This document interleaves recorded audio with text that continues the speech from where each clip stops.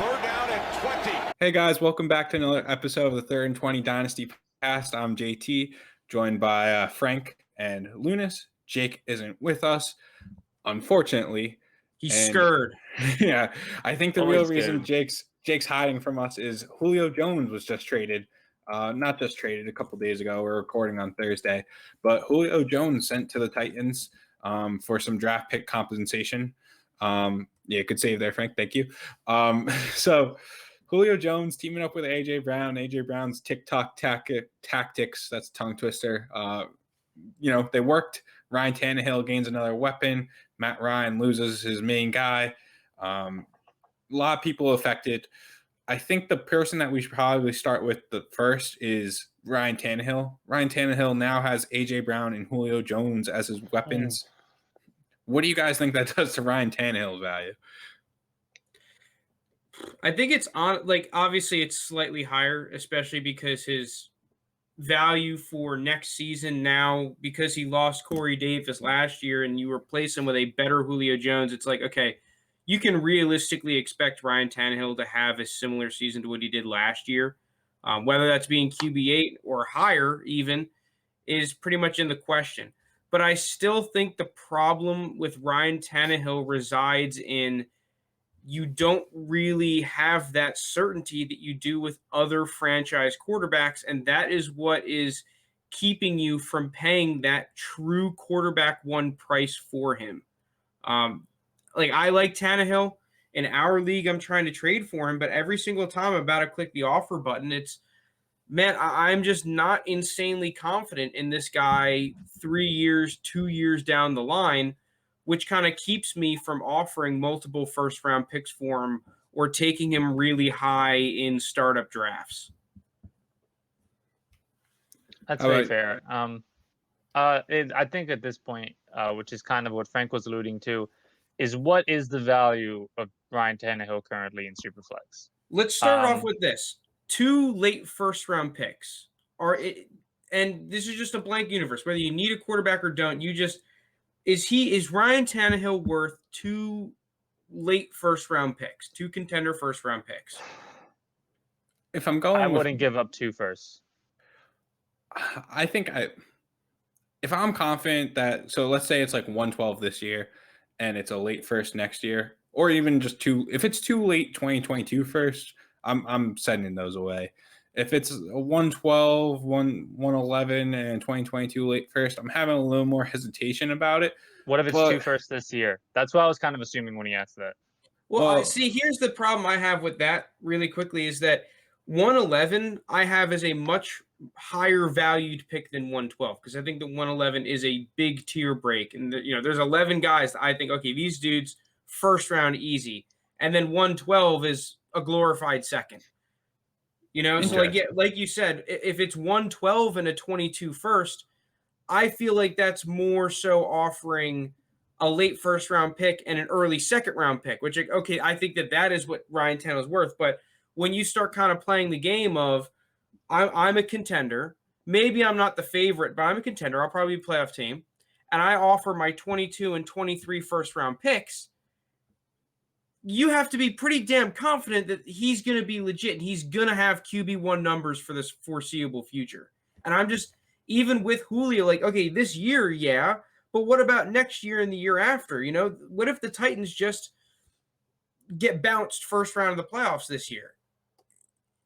And all of a sudden, do you think they start looking for a quarterback relatively soon? Like, I just don't have that same level of certainty where someone like a Russell Wilson, well, yeah, you're not replacing him, And you will have to pay more for Wilson, obviously, but I don't know. I feel better going towards a safer option. I'd even rather trade for how big is the difference do you guys think between a Baker Mayfield's value versus a Tannehill's value?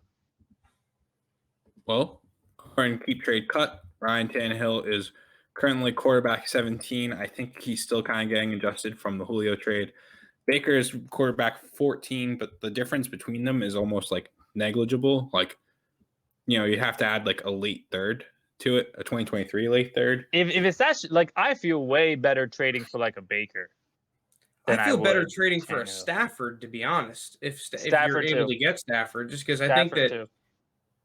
Stafford is safe for the foreseeable. I'm more worried about Stafford retiring than I am about Stafford getting replaced ever. Whereas Tannehill, I think the main concern is that I could see a world where he is not he has a Jared Goff kind of season. If Derrick Henry just isn't as good or gets hurt, and all of a sudden that kind of exposes the true Ryan Tannehill. Because the one thing that there was a Twitter thread the other day that was comparing Ryan Tannehill numbers and Patrick Mahomes numbers, where it's like, okay, yeah, Ryan Tannehill has great numbers. No one's saying that he doesn't. But we have seen above average quarterbacks like Jared Goff in 2018 get carried by an elite level run game and a good offensive coordinator. He may have already lost the offensive coordinator. Arthur Smith just got signed by the Falcons. If Derrick Henry has this cliff that a whole lot of the dynasty community is happening, I don't think it is there, but 2 years down the line, maybe. What was the real difference between Ryan Tannehill and Jared Goff? Like, is there an actual difference between the two of them?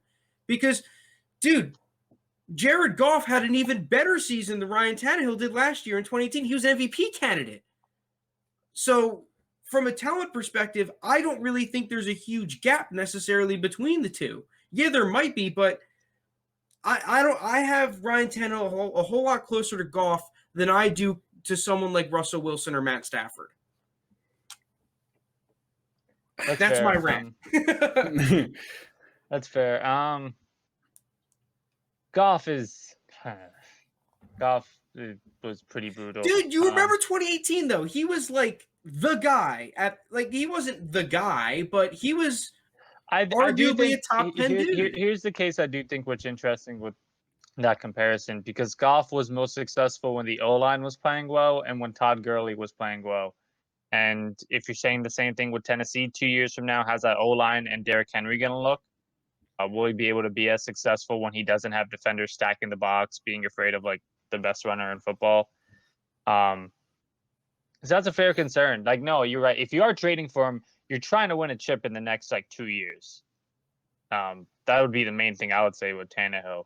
Like, if you just think I'll be competitive, like you really think you really got to think okay, if I trade for him, I really fucking like my chances to win either this year or next year or both. In other cases, I probably wouldn't trade him. And if you're a rebuilding team, you should definitely be shopping him right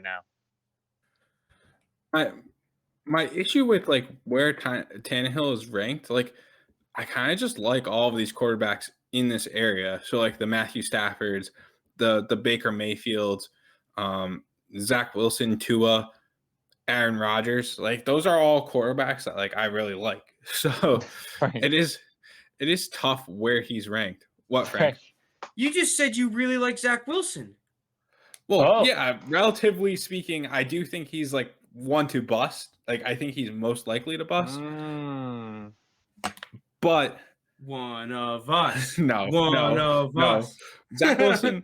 So I still really like Zach Wilson. I'm still lower on him than you guys are. If I'm pulling up my big board right now, I have Zach Wilson at 107 post draft in Superflex. So oh yeah, I mean that's his ADP right now, right? He's going a little bit higher. He's going a little bit higher. Every single draft, I feel like he's going 107. I see it on the Dynasty sub in the drafts that I've done. Well, no, because I think it might be one pick higher, because I think it's obviously Lawrence, Fields, Lance. This is no order. Pitts, Chase, then Najee usually goes above him. Yeah, is Najee going above him in Superflex drafts? Yeah. Consistently? Oh, okay. So I think my issue, I think you guys mostly have Wilson above quarterback 4, whereas I have him at quarterback 4. I think he is, of those top 4, main high first round guys, he's the most likely a bust. But I mean, fantasy wise, I do have him quarterback 4 also. I guess you're right though, JT. Between him and Fields, because you are paying for that.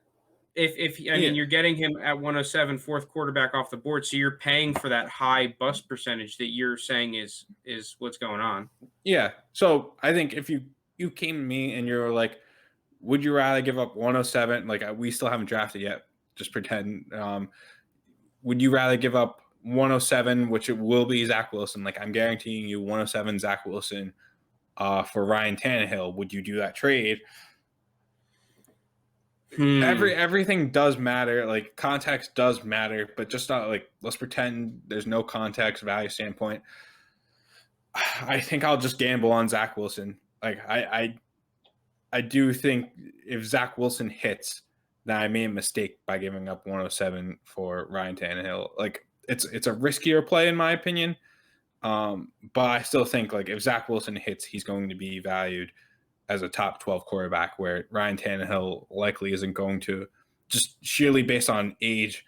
Like, Ryan Tannehill would really have to put up like consecutive QB1 numbers to really bump up his stock much. So that's probably where I'd be at this point. I think the situation that I would have to be in to throw 2 late firsts for Ryan Tannehill is if my team needed a QB1. I don't think I would be comfortable trading for Ryan Tannehill as a QB2 in Superflex. And I mean, if you need Ryan Tannehill to be your QB1, you're probably just not the favorite unless your roster is legitimately insane outside of the quarterback position. I like, and that's just a niche scenario. How many teams don't have quarterbacks? They desperately need a QB1, but their roster is just ridiculously good. Yeah. Well, I mean, we have inside us, we have Andrew. But that's just our league, though. Yeah. I mean, I bet there is one for, one out of every 4 leagues. There's probably a team like that where they just have an insane roster, just no good quarterbacks. I think we spent a little too long on Tannehill, maybe. It's interesting though. It's interesting. It is. I want to stay on one last thing.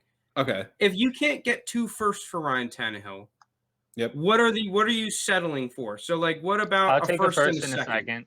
I would. You would take a first and a second, any second, even if it's a late second.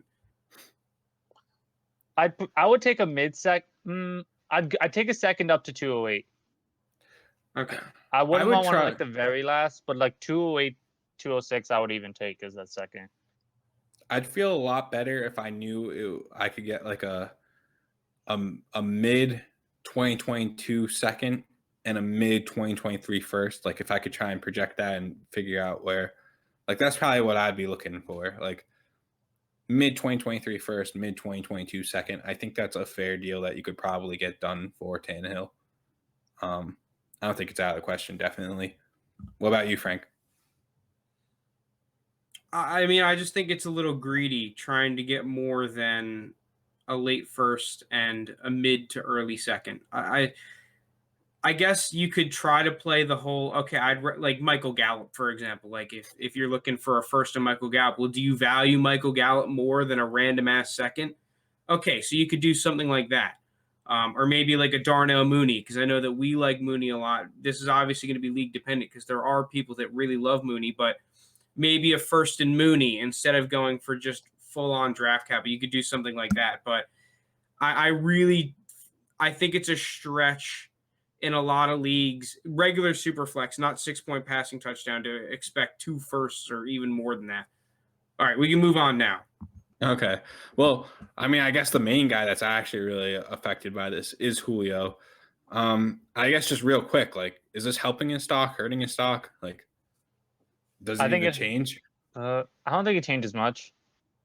Because you got to realize, like, people are like, oh, AJ Brown's going to get a lot of targets. You don't think Kyle Pitts and Calvin Ridley were going to get a shit ton also? Like, it's so I don't know. The one thing I heard an interesting argument was, like, Atlanta plays from behind more, so they have to throw the ball way more than Tennessee will probably throw the ball. I don't know. Tennessee's defense kind of is pretty terrible. But also that combined with the fact that they're Derrick Henry offense. But I don't think it affects it too much. I mean, I think ultimately what Julio Jones comes down to is whether if he plays in Atlanta or Tennessee, his value is going to come down to how healthy he can stay. I think it just is that. I don't think his situation's a big difference. It's just, is he going to be healthy this year? How many games is he going to play? See, the thing is, Atlanta doesn't play from behind. They just blow leads. They get ahead and then they blow the lead. That's also true. Poor Steeds catching strays on this. The one thing I will say about this with Julio Jones's value, which is weird because we were talking before the podcast and you guys both said that you're projecting the Atlanta offense to be more receiver friendly than the Titans offense. And I'm not refuting that by any stretch of the imagination. I mean, whether it is or isn't, it's probably pretty similar. Tennessee's offense probably more efficient, but Atlanta's offense more opportunities. And maybe when you're talking about Julio Jones, the whole like opportunities because it's Julio and he's just so insane. Maybe you just rather have the extra targets than the efficient targets. I don't know. But what I think is interesting is that because the Titans did offer a second and a fourth and they took on the contract, I kind of have the argument that it kind of just makes you believe in Julio's long-term value a little bit more because you saw another team invest somewhat significant draft capital into him, that it's like, okay, well, Julio, you're not thinking is going to just disintegrate in a year anymore. You know, because a team actually invested in him, you can think, okay, well, he's got a good 2-3 years left at that elite level production. Yeah, those are, again, I kind of go back to Lounis's point, though. It's just like the health concerns, because there's always, at least recently in past years, there's always been that nagging injury that whatever he has to deal with, and you don't know whether or not he's playing, or if he is playing, if he's going to be a decoy. And that's just, if he could break that mold, I feel like he's being really underrated currently in Dynasty. It's just, no, Frank's favorite quote, I'm not a doctor. Like, no one can really diagnose what's going to go on with Julio this year health-wise. Yeah, like if you told me Julio for the next 2 years will play 14, 15 games each season, I value him way more. You know what I mean? Like, it's because when he's on the field, he produces. It's literally injury is the only thing for me. And I don't think the landing spots is like a huge difference. I know Frank brought up a good point with like efficient targets versus more. I don't think it's going to be a huge difference. And the Titans just let go of Corey Davis, who had like, I think, 1,000-yard year last year. And Jonnu, there will be more targets to go around. So, yeah, I think I'm with JT on it. Yeah, I don't know. You guys are kind of talking me back into Julio. Like, I've kind of just become. Well, no, I mean, I'm not into it. Just I have to see if he can stay healthy. He did last year. I'm starting to feel like more likely than not, Julio will be healthy. I don't know why. I don't know what's making me think that, but I do think. You a doctor? No, I'm not.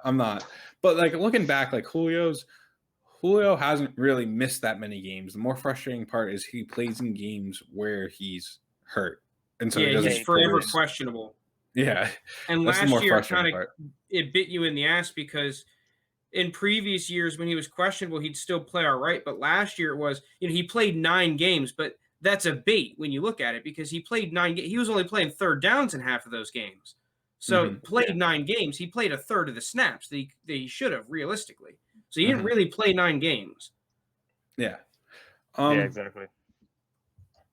All right. Are we going to move on then? Yeah. Well, I guess just, the obligatory, like, I don't know who out there really believed in Anthony Firkser. I think his value is pretty much tanked at this point. I think this is kind of good for Drake Fitzpatrick, the rookie receiver on the Titans. Could be. I don't know. I just think it's a good mentor for him. He doesn't have the pressure of having an outside corner on him. He can just kind of play as a third receiver. I don't know. I like it for him in the long term. I like that too, just because if you're drafting post Julio trade, like his value is going to be now cemented like mid 4th round, even beyond. And I just value him as a higher prospect than that. So I think now like you can get a good little value pick because everyone's so focused on Julio being there. Yeah.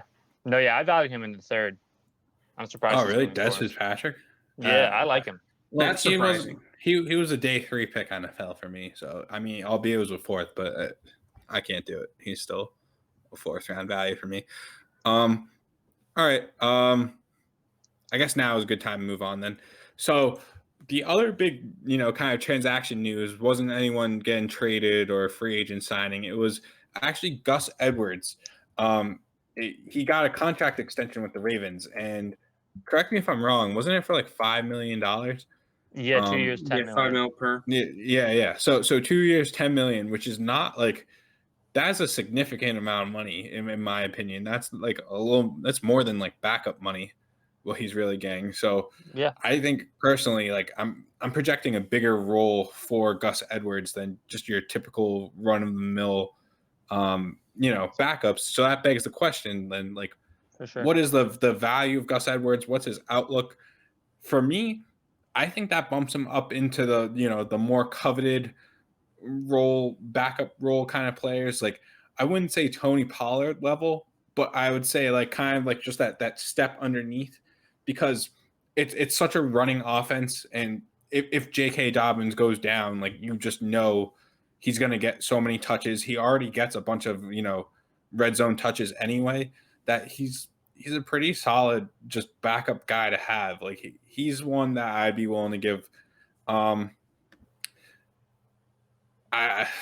If I was a Dobbins owner, I'd give a later second for Gus. That's a little steep for me. I was gonna say early third, and I was questioning myself if that was a little too crazy. But Lounis no, I'm not talking. Second. Listen, this isn't the average owner. I'm saying if I own Dobbins, I would give a late second for Gus Edwards.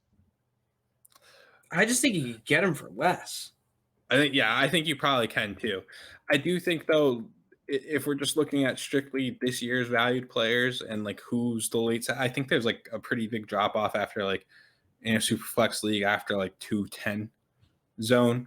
So, like I would give up like 212 for Gus Edwards. I think looking at this year's class, a future pick like 2022, I wouldn't mind giving up a late second for Gus Edwards, I guess. It feels hefty, but I think it's fair, honestly. Rank these three. Okay. Kyle Trask, Ramondre Stevenson, Gus Edwards. Well, I'm a Trask hater, so Gus, Stevenson, Trask.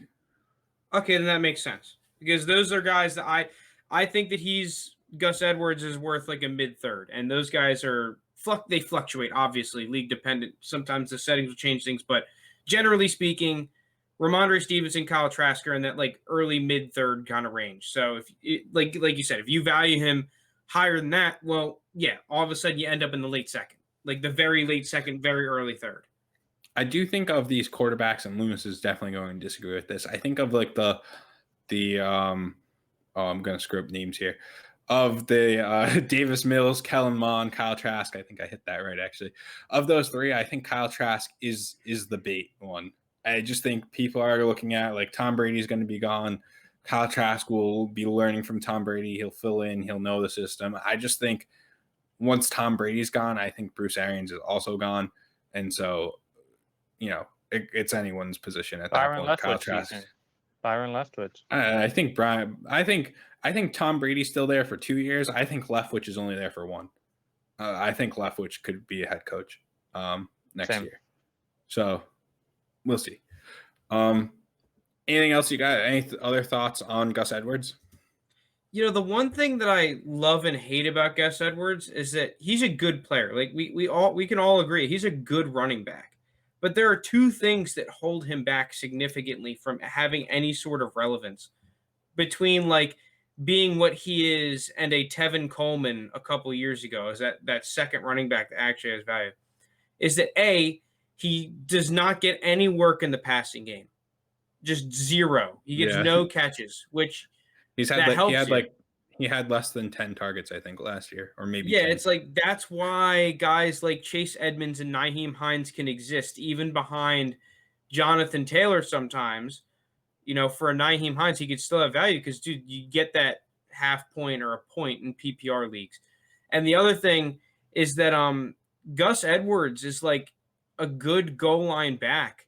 But the problem is that the Ravens will line up in 22 personnel and like give J.K. Dobbins the ball in creative ways a lot more than they'll just shove Gus Edwards up the middle. Yeah, that is the issue with the Ravens, and kind of going to hate on one of your guys a little bit, Frank. It's like with Marquise Brown too, where it's like if the Ravens are in the red zone area, they've got like 5 different guys that are probably better targets than Hollywood Brown, where you've got like Lamar himself, Gus Edwards, J.K. Dobbins, Mark Andrews. Yeah. Now you even have Bateman too, who could potentially go up and get it. Like there's that just fullback they got too, because they always have fullbacks. Yeah, Ben Mason. Dude, you're telling me Ben Mason, you hand him the ball, give me a yard? Like, come on. Yeah.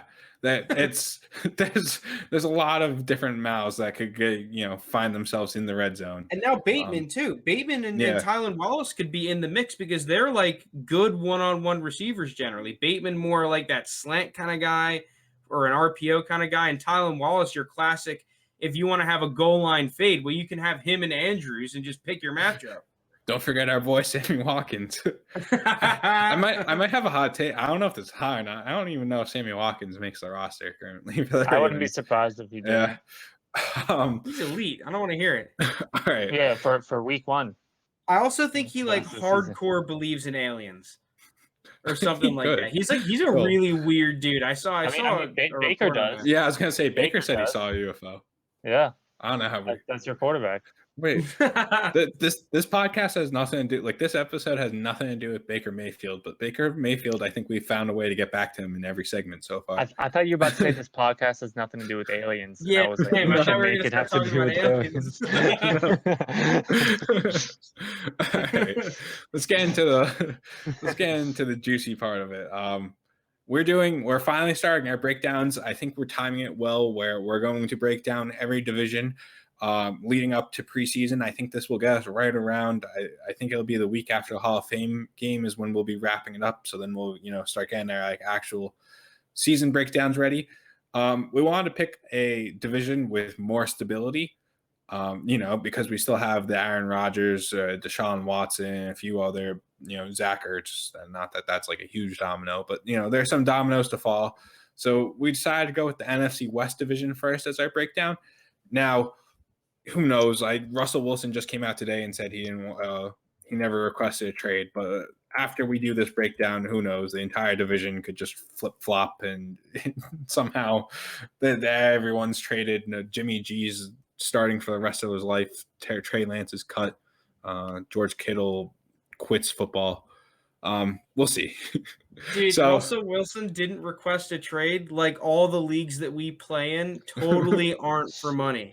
Schefter literally tweeted like the list of teams Wilson like it was a specific list. It wasn't even he just wanted out. Like Wilson and his agent made a list.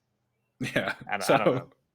I mean, we kind of are hoping that this is going to be the most stable one and then not too many transactions will happen. Because, let's be fair, these teams all send away their draft picks before they even can use them, and they're all in, cap hell. So I don't think a lot of, differences will be made. And with the modern GM way. Yes. Cap hell, trade picks. Yeah. Well, there's one team that did have a top 3 pick, though. So we're going to break down quarterbacks first. And so what we have is, I don't know if you want to pull this up or not, Frank. Probably not. I guess it'd be a little convoluted. But we're breaking down quarterbacks. And what we want to do for each positional rank is we want to talk about who we thought was the most overrated player at their position, most underrated, most confident that they'll, maintain their value or meet expectations going into the 2022 season, and who we think the backup is to own at each position. So, just really breaking it down real quick. Cardinals have Kyler Murray, who's, keep trade cut will do their rankings. Kyler Murray is quarterback 3. Colt McCoy is the backup. He's not even ranked. Then the Seahawks have Russell Wilson, 10th, QB 10. Geno Smith, not even ranked. 49ers have Trey Lance, QB 9. Jimmy G, QB 34. And then the Rams have Matthew Stafford, quarterback 16, and John Wolford, not even ranked. So these are our NFC West quarterbacks. We have a lot of pretty modest takes on this. I think we'll start with most overrated. And I don't know what your opinion on Trey Lance is, but Frank I was actually going to edit mine and put my O next to Trey Lance. I love Trey Lance. 9? What? But 9 is crazy. Yeah, so consensus, we all think Trey Lance is overrated. Over Russ? What? It's I like Trey Lance. That's wild. Yeah, I love Trey Lance. I took him most recent startup I did. I took him in the second round of the startup. It was the later half of the second round, but still, that's high draft. I'm QB 9 over Russell Wilson. my issue with like I have Justin Fields over Trey Lance, which does create an issue. You know, Russell Wilson. That's I fair have. though. That like create an issue doesn't create an issue. Like, well, you have him Justin Fields ranked over Trey Lance. Like, dude, Trey Lance top 10 is ridiculous for Trey Lance. Like, it's just insane. And that I think that's part of the problem, JT, is that there's a huge argument if he's even the QB2 in his class. Like you can make a clear argument that he is the fourth most valuable quarterback in this draft class. Yeah. I mean, no one knows yet. Mm-hmm. Yeah. I'm someone who does have him QB2 in this draft class, and I'm still like, dude, over this. Just the fact that, like, if you're in a startup draft, you see Trey Lance and Russell Wilson on the board, like, come on. The issue too, though, is so we're doing it for the division and who's like the most overrated out of this division, and I think this division is first off, the quarterbacks are pretty stacked. Like there's no real quarterback issues with any of these teams unless Trey Lance doesn't pan out. But like the other quarterbacks, like Kyler Murray, Lounis was we put a clown face on him, but Lounis was arguing Kyler Murray could be quarterback one. And then Russell Wilson, who Frank will always go to bat and say is criminally underrated, and Matthew Stafford, who is on a new team, but like this is we a very all good like new team to be on. Yeah, we all really like Stafford. So it is tough for Trey Lance, just because of the division he's in. But I do think that moves. I mean, dynasty wise, even though I love Stafford, I think I'd take Lance over Stafford, for dynasty. Like if I was in a startup, but over Wilson, like number 9. And I really like Stafford. I have Stafford in probably my top 14 or 15. Mm-hmm. The thing is, I think that Stafford and Lance are a lot closer for me than it is for consensus. Like, if you were to ask someone, like, well, here's the thing, right? If you were to ask someone, okay, well, I want Trey Lance, I'll give you Stafford and one on top, they're probably going to ask for a first, which I'm just never going to do. I think that's quite frankly ridiculous. No, there's such polar opposite situations where it's obvious Trey Lance is significantly more valuable to the rebuilding team. Stafford is significantly more valuable to the contender. So for me, I feel like the best way to kind of view it is how far apart would they go in your picks in like a startup draft, where it's like you don't know yet if you're a contender or a rebuilding team. Like, how far apart do you think they should be picked? That's a fair point. I just think that people completely underestimate how much longer Stafford can play. Yeah, I think 10 years might be pushing it, but like not 10. I think like 7. 7, yeah, 7's fine. And most leagues, who knows if you even last? If you're with randoms, I don't know if your league even lasts 7 years. So who knows?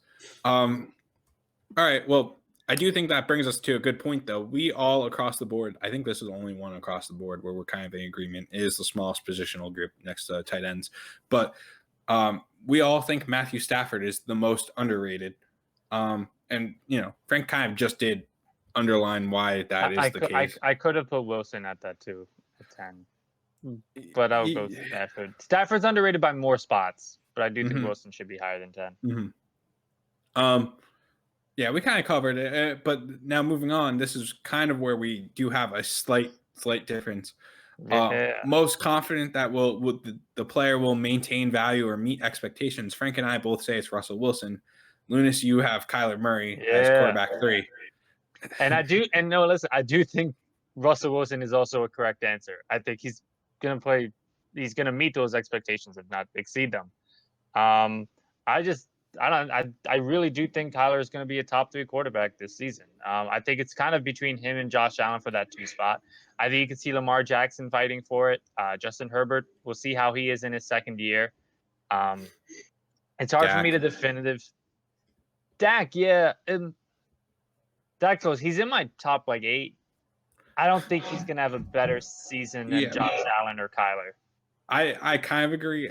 My one issue and my one worry about Kyler isn't really even Kyler. It's Cliff Kingsbury. Like, I don't know what Cliff Kingsbury, like, what his plans are for this season, but I feel like most NFL teams have kind of caught up to him, and he's going to have to be a lot better of a coach this year and come up with better plays for the Cardinals offense, because I think they have gone pretty predictable. I agree.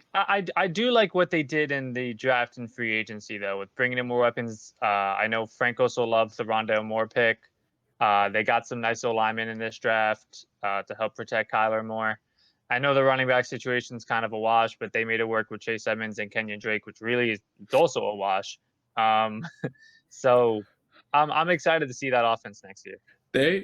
They are up there for worst running back group and worst tight end group. Yeah, no, but here's the thing: they were gonna make the playoffs last year until I don't know if you guys remember the second half of the season. Kyler was playing injured. Yeah. They looked a lot better the first half when he was fully healthy. I think they started the year like 7-3 or something, or 6-3. I forgot exactly what it was, but if Kyler, and he still played the second half, but he wasn't 100%. If he can stay fully healthy, which they bulked up their offensive line, I like his chances. I mean, you kind of just underlined my main problem with the Cardinals. Now, this isn't my problem with Kyler Murray and his value. And honestly, this helps out the receivers. You can argue it helps out Kyler Murray. It's just that the entire pressure of this offense is on Kyler Murray. Like, if Kyler Murray doesn't carry this team to victory, then they're probably going to suck. Because you look at every other team in this division, they can run the football. Even the Seahawks can run the football. Like Chris Carson, and they got those big-ass O-linemen. Like, they can run the ball way better and way more consistently than the Cardinals usually can. And just like the talent of their depth up front and their running backs are just better. So it's like that maybe that helps Kyler, because it's like, okay, well, Kyler, you just have to go out there and win us a bunch of football games until we hopefully make the Super Bowl. But I guess, I'm kind of foreshadowing like what offense I think is unreliable. Generally speaking, if you are relying on one guy to carry you, your offense is super unreliable. Yeah. Good points. If you guys don't have anything else to add on to the Kyler talk, the only other thing I will say is across the board, we said Jimmy G would be our backup tone as far as the quarterback position. I feel like that's pretty self-explanatory when you're putting them up against the likes of Colt McCoy, Geno Smith. Here's the thing, too. Jimmy G's probably going to be starting somewhere next year. Again, I don't think he's going to be like a franchise, like 10-year quarterback for a team, but I could see him starting for a team for a year or two soon. It's definitely I definitely see Jimmy G starting somewhere over the Geno Smith starting somewhere next year. Whoa. Geno Smith is elite, right? I'm sorry. You put some respect on my guy John Wolford. You just have to look up his name. I feel like you might just have to look up his name. He's like looking down the list. You can see his finger going. John Wolford, actually, I felt like he wasn't bad in his playoff game. But he's no Taylor Heineke. He looks better than a 9-finger golf. I still think Heineke still might start by week 1, but that's a whole different issue. Wow. Okay. Let's just move on then. We're talking running backs at this point. There's a lot of running backs, so if people want to just hang on with me real quick. These first 3, it's all red for garbage. No, I was just doing it by team color. But so we have Chase Edmonds, running back 30, James Conner, running back 45, Benjamin, running back 84 for the Cardinals.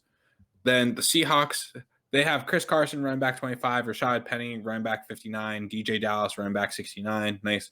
Travis Homer, not ranked. Then you have Raheem Mostert, running back 43, Jeff Wilson, running back 57, Trey Sermon, actually running back 24, Elijah Mitchell, running back 49, Wayne Gallman, running back 79. And then the Rams have Cam Akers, running back 6, and Darrell Henderson, running back 42. So looking around, there's way less consensus on this one. We are almost across the board agreeing that Chase Edmonds is the most overrated on the Cardinals, running back 30.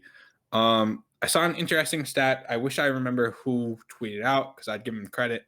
But this person was looking at who had the most goal line carries, last year as far as running backs are concerned. And Kenyon Drake was, I think, like running back 2 on that list. I wish I had the stat in front of me, but he was a top 5 running back in goal line carries, which is more so, I think, a Kenyon Drake and James Conner stat than it is a Chase Edmonds stat. Like, Chase Edmonds really isn't going to traditionally have a ball handed off to him and he's going to run it into the end zone. Plot twist, what if I told you it's a Rondale Moore stat? It could be. I don't necessarily think that. I think the issue was Chase Edmonds was more so. No, I do think it helps James Conner. I think James Conner's going to get those touches. Chase Edmonds was more so they tried throwing the ball at Chase Edmonds in the red zone and have him like sweep it around and run in. And I think that's where Rondale Moore is going to take those kind of targets away from Chase Edmonds. So, touchdowns are very important. They're literally 6 points, which when we're looking at these Cardinals running backs, that's probably where you're going to get most of your points from. So, like, if Chase Edmonds isn't going to be able to get into the red zone, I don't think he's worthy of being a top even 32 running back. I don't even care if he's the starter or if James Conner's the starter. Like, if you're not getting in the red zone, you're not really worth it for me, Chase Edmonds. So I'm not as low on Edmonds. I think what you're hoping for with Edmonds, and the biggest fear for Edmonds isn't really James Conner, it's Rondale Moore. All those short passes, all those like screens, those dump offs, those little crossing routes, those little jet sweeps, like he was getting a decent amount of those last year, and like he would have games with decent fantasy production because he would have like 6 really short yardage catches.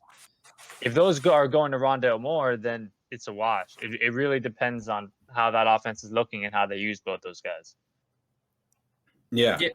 In my Cardinals analysis, I really felt like Chase Edmonds was a product of opportunity, not a product of talent. Yeah.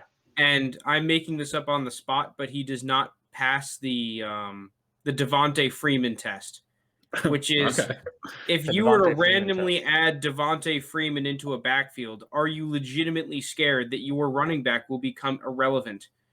Like if dude, I'm telling you, if the Cardinals were to sign Devontae Freeman tomorrow, you'll see 1,000 posts on the Dynasty subreddit.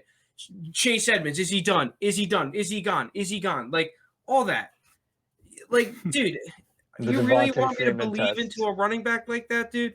No shot. Honestly, freaking DeAndre Hopkins, I legitimately believe would be a better running back than Chase Edmonds currently is. Yeah, a lot of Chase Edmonds hate right there. Imagine Hopkins on those wheel routes against linebackers, though. Dude, Hopkins was actually like sick on screen passes last year. Like he was the only dude that really was good. I do think that leads us though to our next kind of point is, Frank, you and I were kind of on a similar page with James Conner. You said he was the backup tone. I said he was the most underrated. And it's kind of just, a secondary part of our it's kind of a secondary part of our main point where we're just Chase Edmonds haters. So I think we could kind of breeze past that. The next thing is you two actually both say Elijah Mitchell is the most underrated. Yes. What's with the Elijah Mitchell love? I think next season, Mostert's going to be free agent. What's his face is going to be coming off the injury. 49ers running back just tore his ACL. Jeff Wilson. McKinnon's already gone. I think the top 2 backs next year are going to be Sermon and Mitchell. And I don't think I do think Sermon's going to get a lot of touches, and that's why we're all fans of him. I don't think it's going to be a complete like workhorse situation. I think we're going to see Elijah Mitchell being used kind of as a change of pace or receiving back guy. And in a 49ers offense, if you believe in that offense in general and Trey Lance and Shanahan, that could be a very valuable piece. So if you're telling me he's RB 49, I would take that. And again, that's not for this year. This is for next year moving forward. I agree, Lounis. Kyle Shanahan is one of the few offensive coordinators / head coaches that has consistently had multiple reliable fantasy running backs. And what I saw from Elijah Mitchell, his game film coming into this draft, I really feel like he is what they wanted Jerick McKinnon to be in this offense. He's honestly one of the best natural pass catchers at the running back position I've seen in a while. The dude has extremely fast hands when catching the football, which you usually don't see from running backs. So I like Trey Sermon and Elijah Mitchell a lot. It's just Elijah Mitchell's price tag, generally speaking, is pretty good. It definitely rose a lot higher than I was expecting and hoping coming into drafts, because he was like my number one sleeper running back coming in, and now he's not really a sleeper running back anymore. But where is he going in rookie drafts right now, you guys think? probably like mid Super to late flex. third round. Mid-third, I would say. Okay. Yeah. But okay, you did touch on another point. I'm not as high on Elijah Mitchell. I don't really see it with him. Hating on the vision. Yeah. I think the problem is that you got 1,000 damn running backs on the Yeah. roster. Like Mostert's not going to disappear. Say his name, Wayne Gallman's also still there, or Yeah. just got there. So my thing is, though, we are talking now Trey Sermon, though. We can move on to him. You two both said you're most confident he will maintain his value and meet expectations. I said he was a backup to own. So I guess we're a Trey Sermon podcast. How confident are you in Mostert staying healthy? Like not. I don't give a shit if he's healthy or not. I don't believe in him being relevant. Yeah. I'm more on that page too. Yeah, no, I do think Sermon is the more talented back, but I could understand the argument like, oh, it might take some time for the rookie to get on the field for like Shanahan to fully trust him. I'm just like, whether he beats him out with talent or he beats him out when Mostert goes with Mostert. And I like Raheem Mostert when he's healthy. I don't think he's terrible. I just like Sermon better. This might be a hot take. I don't really think it is. So you guys judge.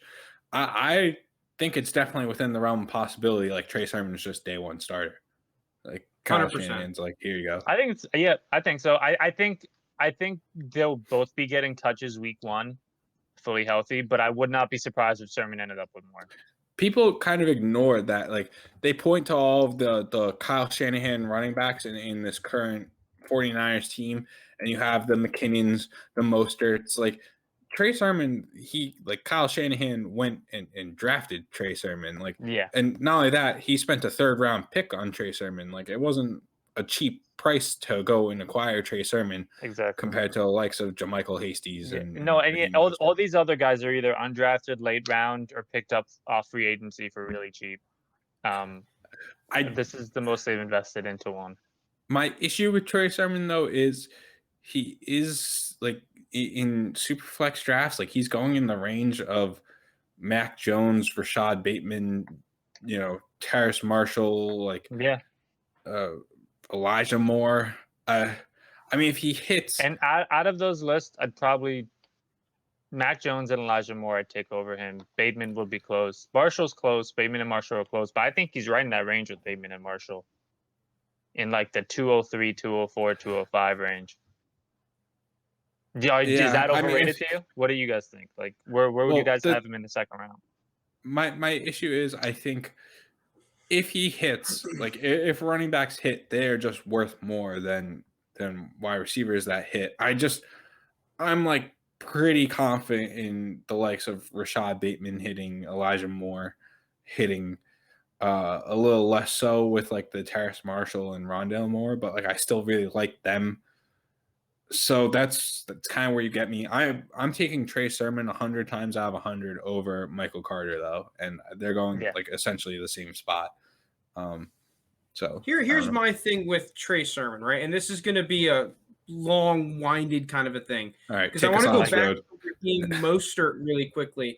And I don't think many people realize that Gus Edwards is a more reliable running back, statistically speaking, than Raheem Mostert has been. Raheem Mostert has not rushed for over 800 yards in his career. And that one season that he ran for like 772 yards or something like that was easily his best season. He hasn't really come close to that. On top of the fact that he doesn't have draft capital, you can make an argument that he is just a product of Kyle Shanahan and a product of opportunity when the 49ers desperately needed a running back and they couldn't rely on a guy like Tevin Coleman because of injuries and just down play, and Jeff Wilson is Jeff Wilson and whatever, right? These other running backs that were there, Raheem Mostert just happened to be the one to rise out of the fire. Now you're comparing him to someone like Trey Sermon and even an Elijah Mitchell. And Trey Sermon, before the draft, me and you, JT, were really on that Trey Sermon train. I mean, I have been adamant about the fact that I think that Trey Sermon is closer to Travis Etienne than Travis Etienne is to Javonte Williams. And that is not really priced into his price tag. And I mean, yeah, for good measure, Travis Etienne was a first-round pick, which I was not expecting, and Trey Sermon was a third-round pick. But like Lounis alluded to earlier, I think that Trey Sermon will be the day one starter. I think he is well worth that 203, 202, 204 draft pick that you will spend on him. And I put out a tweet with it a while back. You could kind of see the writing on the wall in that he was going to get drafted into a good situation or in the second round. And then people were going to say Keyshawn Vaughn, Keyshawn Vaughn, Keyshawn Vaughn, which was going to keep him from going into the late first or that 201 spot because everyone is so concerned about one data point in the most recent draft class instead of looking at Trey Sermon as a completely different player and a completely different offense. I see what you're saying, Frank, and I'd raise you. I have Trey Sermon closer to Najee Harris and Travis Etienne than I do any of those guys to Javonte. And here's the thing. People bring up people act like, oh, any running back that's not in the first is I'm forgetting his name off the top of my head. You literally just said it. The running back. Keyshawn Vaughn. Yeah, any running back not picked in the first is a Keyshawn Vaughn. Like Antonio Gibson just happened last year also. It's possible that some of these running backs hit out of the first round. Like it's not not everyone's a Keyshawn Vaughn. James Robinson, like it's not unheard of. And Trey Sermon's already getting a lot of deserved attention. So if there's any position where draft capital really doesn't matter too much outside of like the first 20 picks, it's the running back position. Yeah. If you just look at, like obviously there's always going to be if it's a guy taken in the first 10 picks, it's a different story. Yeah. But if you just look back at previous draft classes, if there's one position where it doesn't have as much of a direct correlation, it's tight end and running back. Mm-hmm. Those are the two positions. All right, so just wrapping up running backs real quick. The only other people I think we really need to hit on is we kind of all Henderson. Well, we all kind of hate Rashad Penny, so we're not picking him at his value. So just had to throw the kind of necessary. All these Seahawks running backs not named Chris Carson. Chris Carson is my guy that I'm most even confident Chris Carson will I hit with the Oh, see, I think Chris Carson has a chance to be the running back one this year, like a high chance. Here's my problem. I like him this year. I think he's worthless for this season. I don't know about worthless, but not fully worthless, but like it gets bad. So that the Seahawks running back breakdown is it's Chris Carson or bust. Like I don't even want DJ Dallas or Travis Homer on my team. Definitely not Rashad Penny. So then we just have the Rams. Let's see. Lounis, you had a couple takes on this, actually. You said Cam Akers was the most overrated out of this group. The NFC West running backs. And you also said Darrell Henderson is the backup tone, which kind of does go hand in hand, I guess. Yes. Not that I'm like, that makes me seem like, oh, Henderson's going to steal Akers. No, I don't think that. Akers is clearly more talented than Henderson's. I'm not saying that at all. I just think Akers, and I still like him a lot. I value him as one of the top dynasty running backs. And I would say he's an RB1. Like he's a top 12 dynasty running back. But 6 is high. 6 is a little bit too high. Especially look at some of those top guys coming back. Saquon's going to be back. McCaffrey's going to be back. Nick Chubb's fully healthy. You got I can consider someone taking Derrick Henry over him. I mean, someone taking Akers over Derrick Henry, I probably would too. But you have Cook, you got Kamara. I think Dobbins is right in that discussion with him. You got Jonathan Taylor.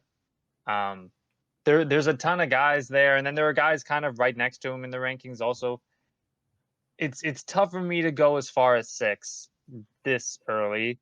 And the reason I wrote Henderson as a backup tone, Akers throughout his entire career hasn't been like Iron Man type durable. And I think when previous years when there was always kind of like a 3-back mix with Malcolm Brown involved, this year it's just the 2 of them, really. So if Akers or whatever get hurt, I think Henderson was productive when he got opportunities. I just think Akers was clearly the more talented running back. So I think Henderson can fill in well for him. You know, it's interesting. I actually think one of our viewers wrote a comment. I'm going to see if I can pull it up. He was asking about Darrell Henderson. Now, I'm not a big Darrell Henderson guy. Let me see if I can find it. Yeah, regarding the Rams, so this is what he said regarding Rams Super Bowl and the McVay train, because on me and Steed's podcast, I kind of went off like, okay, I put the Rams to go back into the Super Bowl, and I'm on the McVay train and the Rams train. He said that he thinks the almost forgotten player is Darrell Henderson. Brought up he had insane college stats. Didn't really get a ton of work behind Gurley, but you look at his 2020 game logs, he did have some good games last year. He had some games where he was that dude. He had 138 carries for 624 yards and 5 touchdowns, plus like another $150 receiving. So like now that Malcolm Brown isn't in the picture, we have seen McVay use the hot hand approach. Maybe now I'm not huge on Henderson. I will admit I'm just not a huge Henderson guy. I never really liked him as a college prospect too much. But I think he did bring up a couple of good points in that if we see McVay use this hot hand approach, or even just Darrell Henderson gets some time as like a receiving back, he could produce similar, if not better numbers, you know, in terms of like, can he get 700 or 800 yards? Yeah, and I do understand the writing on it. I think there'll be specific games. I don't think he's going to overtake Akers on the depth chart. Akers is insanely talented, but I do like Henderson. I think he's a nice backup to have. If I was an Akers owner, I would really want Darrell Henderson. And because that's the thing with Henderson, like when he was given opportunities last year, his yards per carries wasn't bad at all. He showed he can pass protect and be effective in the receiving game. It's just Akers was more talented, so you couldn't take him off the field. My issue with Cam Akers, and where I also agree that he is overrated, is that it is tough putting him at running back 6, right? Because like unless you're Derrick Henry, like even in half PPR leagues, but definitely like full PPR leagues, like you need to catch the ball if you're going to, you know, be a running back 1, especially a high end running back 1, which is where we have. You can make the case Henderson's a better receiving back. Yeah, Cam Akers in college had under 70 receptions in his 3 years, you know, at Florida State, and then this year he only had 14 targets. Yeah, 11 catches, receptions. Yeah, which I mean, partially could be blamed to Jared Goff and the McVay offense that they don't really pass the ball or running back a whole lot. But like, do I expect it to change enough where he's getting like 3? I need at least like three targets a game to you, Cam Akers, and I don't even know if that's in the realm currently. I'm not projecting 3 targets to Cam Akers per game, which does make me pump the brakes on Cam Akers and makes me look at the likes of Antonio Gibson or even like a J.K. Dobbins a little more, just because I know that they're slightly better at catching. Well, Antonio Gibson like much better at catching the ball than Cam Akers, so it gives me pause on Cam Akers. I do think that wraps up our running backs. Do you guys have anything last thoughts before we go wide receivers? Yeah, and once I said overrated, I still view him probably in the back end of the top 10, but not as high as 6. Yeah, I have one last little hypothetical to bring up. Okay. So right now, the running backs that I have that we all have had some sort of either backup to own or this player is underrated tag on are James Conner at running back 45, Elijah Mitchell at running back 49, and Darrell Henderson at running back 42. Mm-hmm. How would you guys rank the 3 of them? Because I would personally have it price included, right? Consensus price included, because that's how it works, right? You know, you're paying price included. Yeah, price included. I'd probably have James Conner at 1, Elijah Mitchell at 2, Darrell Henderson at 3. I'm curious how you guys would have it. I'm exactly the same, Frank. Exactly. Price included makes it more interesting with James Conner, but I'd probably still go Mitchell, Henderson, Conner. And one last thing I would like to add is that I looking at this, Raheem Mostert at RB 43 is like he's really pretty low. That was surprising. Good. I am so out on Raheem Mostert, honestly. Like I am done on the Raheem Mostert train. Well, is he 30 now? If he's not 30, 29. he's about to be. He's So like 29. regardless of what kind of season Raheem Mostert has, like just looking at a value perspective, people are always going to be like, "Oh, look how many running backs they have behind him. He is 30 years old." Like you're just never getting your value back with Raheem Mostert. So I'm praying if I'm a Raheem Mostert owner that he has a good week 1 so that I can sell him for like a third, and I will be a happy, very happy camper player. I think currently right now you probably could get a third for Raheem Mostert. I think that's If I'm a pretty contender, feasible. maybe a contender, which would be a late third. I think he is erased from relevancy after this season. Probably, but I just mean a contender maybe will pay as a desperation play for this season. All right, we that's the spent only way thing too I- much time on this, Yeah. and that's a lot of part my bad. So let's move on. All right. So we're now moving on into this. This is also the biggest position group, but I'm just going to try and run through this. So We'll hit the bear main with ones. me. Yeah. Well, I'm just going to say everyone, but yeah, we'll hit the main ones. Cardinals, they have DeAndre Hopkins, wide receiver 12, Rondell Moore, wide receiver 39, Christian Kirk, wide receiver 72, AJ Green, wide receiver 121, and Andy Isabella, also known as Jacksabella, wide receiver 140, all according to Keep Trade Cut. Then the Seahawks have DK Metcalf, wide receiver 4, Tyler Lockett, wide receiver 36, Eskridge, wide receiver 68, Freddie Swain, not ranked, Kay Johnson, not ranked, Tamarion Terry, actually wide receiver 128, Connor Wellington, not ranked. Then the 49ers have Brandon Ayuk, wide receiver 17, Deebo Samuel, wide receiver 29, Jalen Hurd, wide receiver 123, Dwan Jennings, Mohamed Sanu, and Richie James not ranked. And finally, the Rams have Robert Woods, wide receiver 31, Cooper Kupp, wide receiver 32, Van Jefferson, wide receiver 76, Deshaun Jackson not ranked, Ben Score whatever not ranked, and Tutu Atwell. Yeah, Tutu Atwell, wide receiver 78. Yeah, did you break out my my Andy Jagsabella joke? I did. Oh, yes. yeah. Nice. No, the funny part about Andy Isabella is he's wide receiver 140, and all of us are just like still overrated. Yeah, before we go into anyone specific, I have to say this. This division has the most underrated receivers. I thought like looking at their value for their price, like yeah, I was pressing every the whole single time one of these guys. It's like I thought Robert it was like Woods, Cooper Kupp, dude. Even freaking D-Hop, like wide receiver 12, I think is a crime for D-Hop. Like he's almost guaranteed to be a top 5 receiver next year in terms of fantasy points, and you can get him at wide receiver 12 price apparently. Yeah, I mean, it's there's a lot going on here. I guess the Cardinals are a good place to break it down, and DeAndre Hopkins. I mean, my main concern again is the Cliff Kingsbury offense, like what's going to happen there. But I do agree that he is underrated. You two both believe that he's the most likely to maintain his value / meet expectations, and I almost agreed with that. I picked someone else that we could get to in a little bit, but I do think it's going to be hard for him not to maintain value. You know, being wide receiver 12 with like a legitimate he's gonna put up a top 5 season. He's got a legitimate chance of being a wide receiver 1, like overall. So he's played 8 seasons.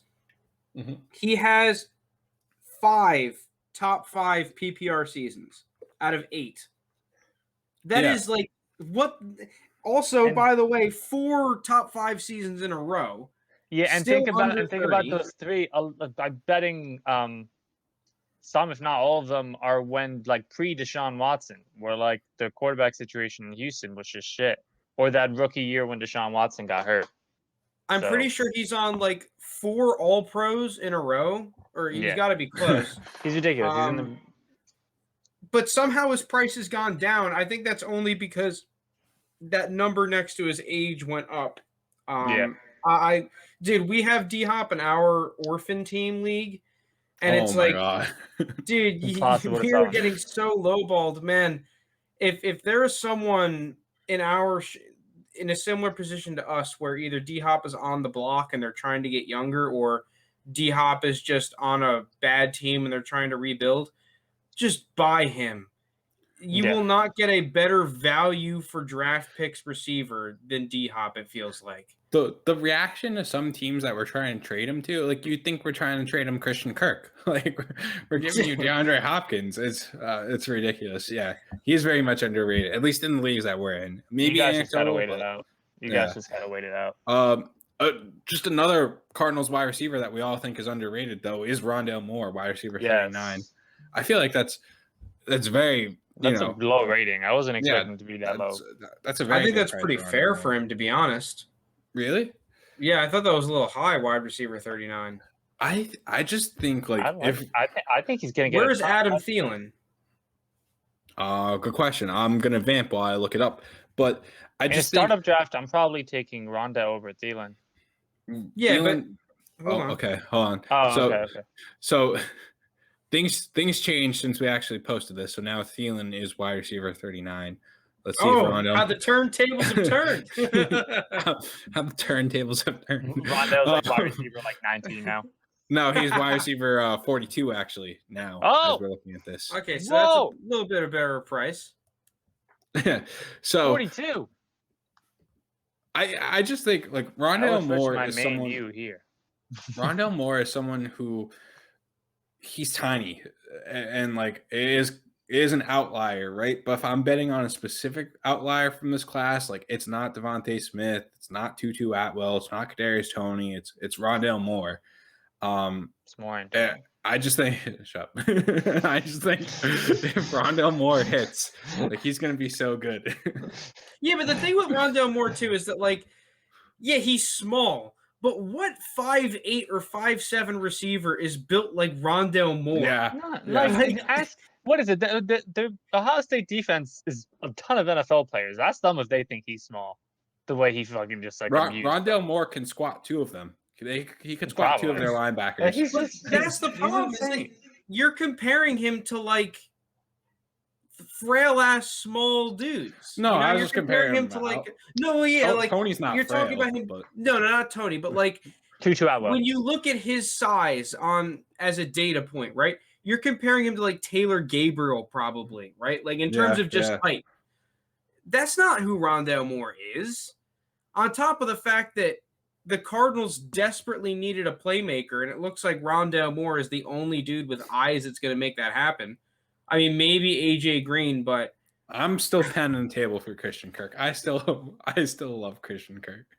I don't love him, but like at his price of literally a wide receiver 6, almost wide receiver 7. Like, yeah, just I'll take Christian Kirk at Christian Kirk or Tony. Don't make him do it, man.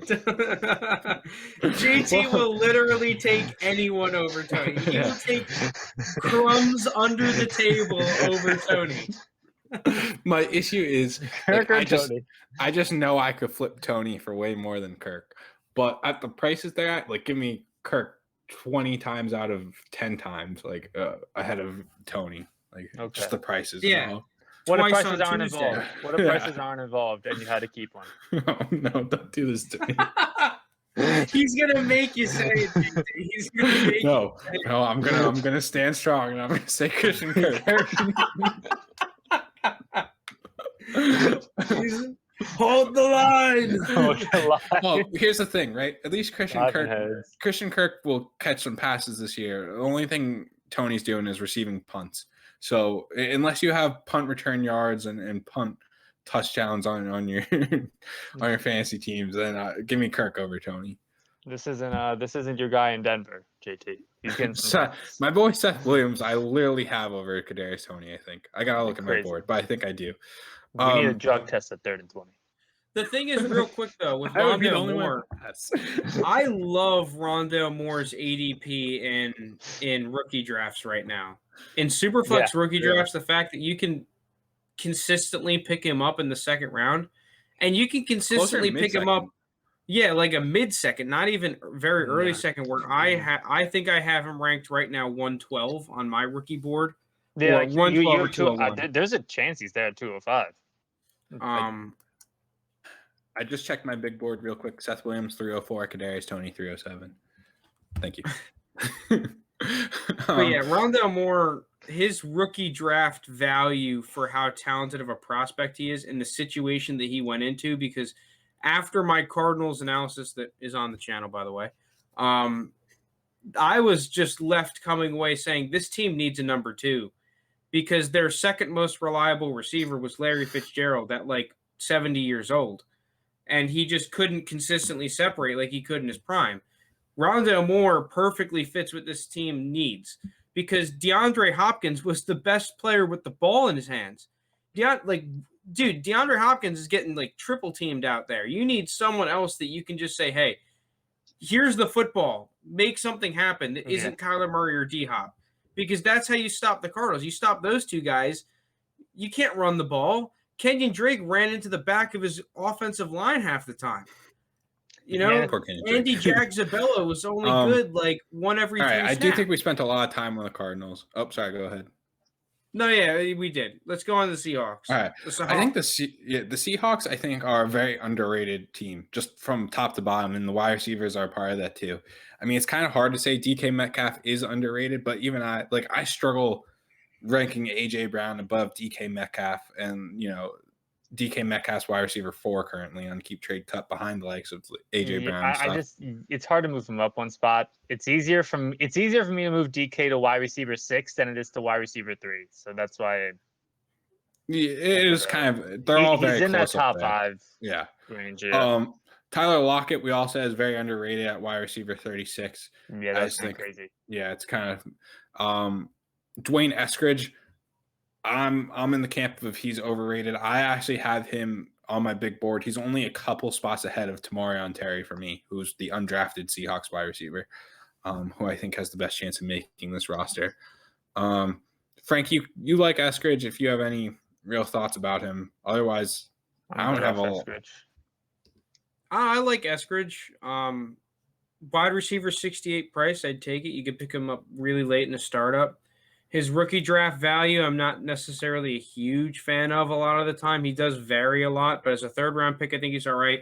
He's a receiver that can make an impact on all 3 phases of the field, which you usually aren't going to get at a receiver of like his current value, which I like. Mm-hmm. Yeah, I think just because Russell Wilson's underrated, a lot of these receivers are underrated. Do either of you have any other thoughts on these kind of like lower ranked guys? I mean, I just said I think Tamarion Terry's my guy. I really like Tamarion. I think Tamarion Terry kind of got fucked over for like him. Wasn't their whole drama with like trashing his school? Yeah. Like that's COVID. I don't really care about that. Like I don't care about the thoughts on that. I'm just looking at the talent, and I think he's more talented than where he went. So he's someone I like at that price.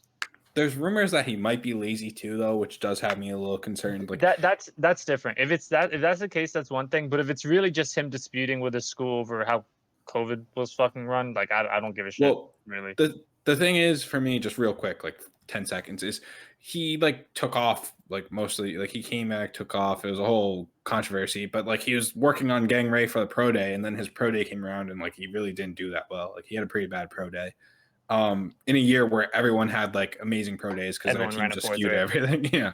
So that is concerns for me, but I'd like him at Florida State. I don't know. Those Seahawks wide receivers in at that price, I like him. All right. So moving on to 49ers because hold on. Yep. Go ahead. I have my most underrated receiver. Oh no. Oh my God. On the Seahawks.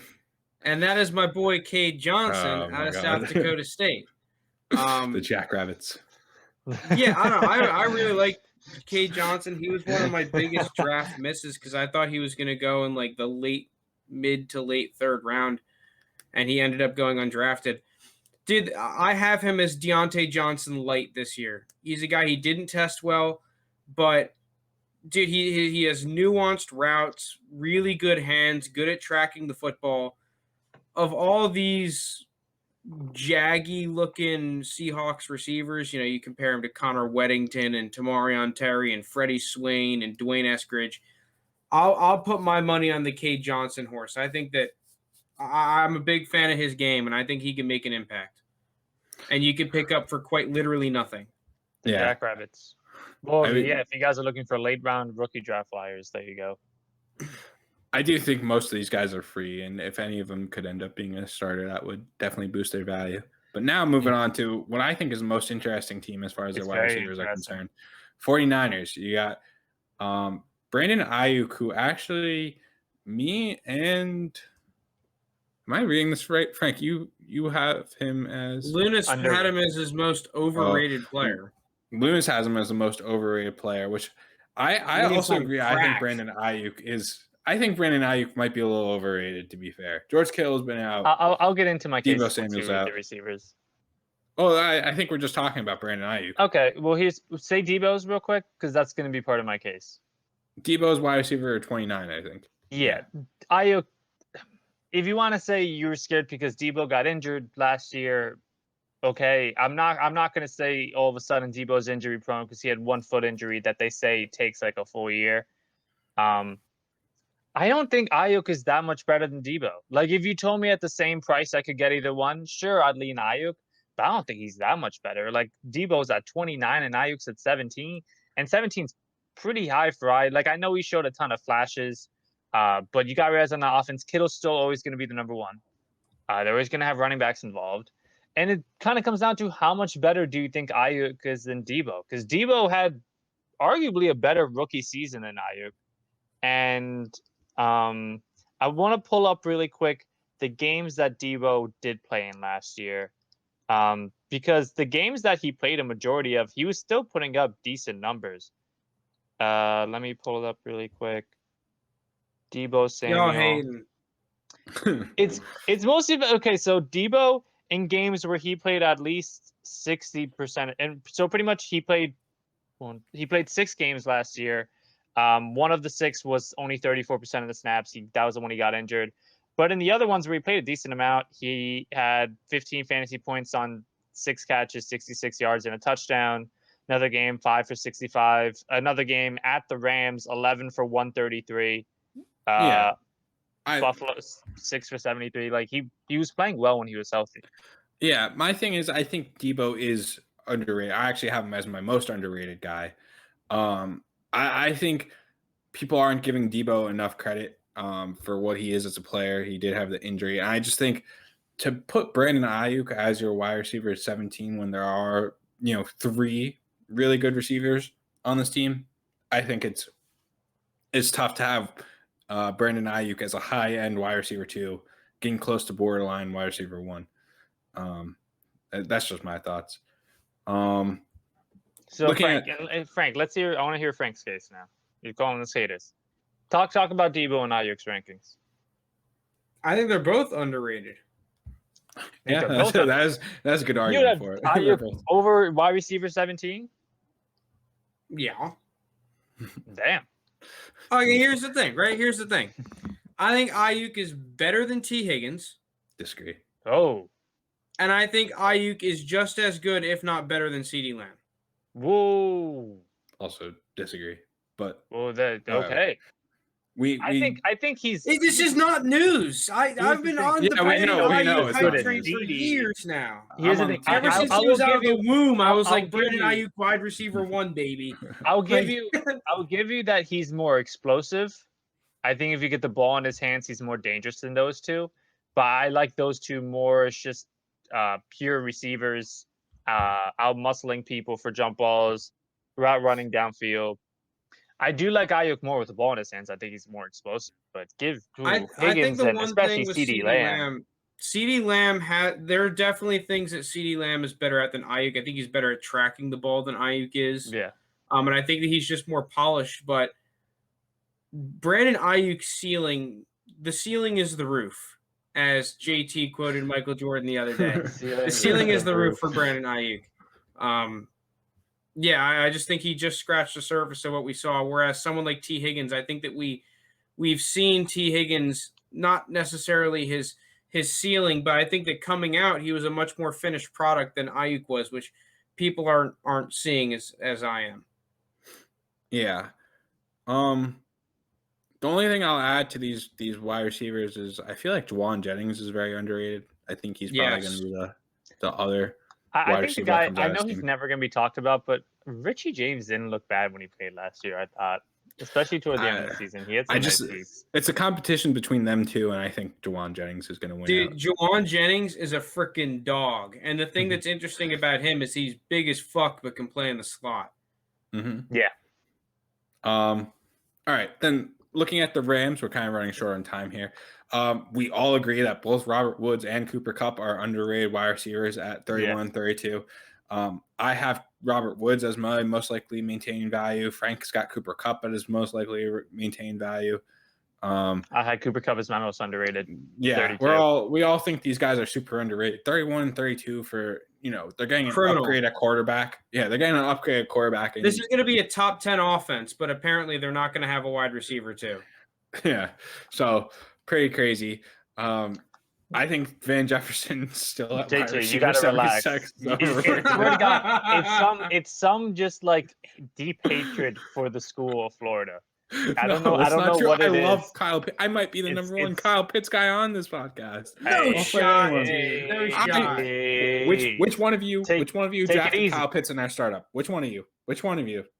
Oh, that's right. It was me. If you lasted 3 more picks, I would have taken him. You're a nerd, JT. How about that? Yeah, that's right. What's up? All right. Well, I also think Tutu Atwell's over. Well, no, because here's the thing. Van Jefferson at 76, I think he's going to step in as a wide receiver 3 next year. You don't draft Tutu Atwell with like your first pick to I'm not worried about Tutu. I just think they wanted some deep ball specialists, and Van Jefferson's not that. Van Jefferson's not anything. And so they signed Deshaun Jackson. Not anything. He played well in the games he got snaps in last year. He had a pretty good game in that game against Green Bay. He had one good game. He was pretty good. He is second round draft capital too. I like Van Jefferson. Yeah, but he's also like 25 and is like his second year wide receiver. Yeah, you're an ageist though. I've just said Cooper Kupp and Robert Woods are underrated. Yeah, but they're proven. You're an ageist. If someone's over the age of like 3 coming out of the draft, you're like, senior declare, get out of here. If you're an old wide receiver and you're a high pick old wide receiver and you don't perform in your first year, like I have no hope for you. I'm sorry. But what if I just have no just hope. Because of an opportunity thing? You should have like opportunity. I think is overrated. I'll always stand by the fact that opportunity is overrated. If you're good, you would get more production. Okay. We'll see. I think Van Jefferson will be decent this year. All right. Last but not least, the tight end breakdown. The Cardinals have Max Williams and Ross Travis as their starting tight ends. Neither of them are ranked on Keep Trade Cut. Then you've got, I think they got some guy from the Australian national team. Yes, that's a thing. I think they signed him. I don't know what to say about any of these guys. Kittle's fucking good. Look, most of these wide receivers aren't good. The ones I want to focus on are Kittle. We all think will maintain their value. Kittle, Everett, and Higbee are the only 3 worth. Wow. Okay. You guys both think Jacob Harris is overrated at tight end 43. I think he's the one that I'd want. I think this is the only guy of contention, really. I like Gerald Everett, but yeah. What's the hate towards Jacob Harris? I've seen one too many tweets about him in OTA that I've just developed. That is true. There's a little too much love for him right now where he's getting. But I just think he's so raw that you're not going to say anything crazy. One thing I will say, this dude's interesting.